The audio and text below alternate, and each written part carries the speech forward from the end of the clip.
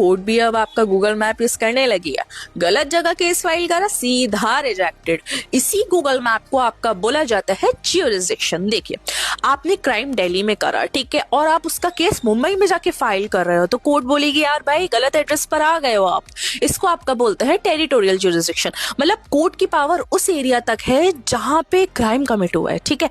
Second आपका आता है कि अगर आपका डाइवोर्स केस है एंड उसको आप नेशनल ग्रीन ट्रिब्यूनल में लेकर जा रहे हो, कोर्ट कहेगी यार हम तो जंगल बचाते हैं, शादी थोड़ी बचाते हैं, तो इसको आपका बोलते हैं सब्जेक्ट मैटर ज्यूरिसडिक्शन। मतलब कोर्ट आपके सिर्फ स्पेसिफिक नेचर के केसेस को ही हैंडल करेगी। जैसे अगर डाइवोर्स केस है तो आप फैमिली कोर्ट में लेके जाओगे, अगर एनवायरमेंटल केस है तो आप उसको एनजीटी में लेके जाओगे।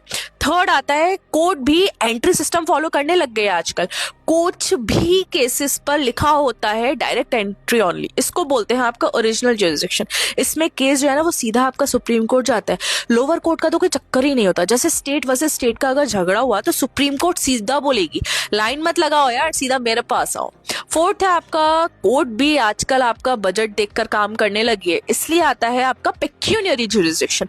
आपकी केस की मनी वैल्यू डिसाइड करेगी कि आपका जो केस है वो कहाँ सुना जाएगा, ठीक है। अमाउंट कम हुआ लोअर कोर्ट, अमाउंट ज्यादा हुआ हायर कोर्ट।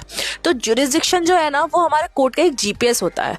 जीपीएस गलत हुआ केस भी आपका भटक जाएगा।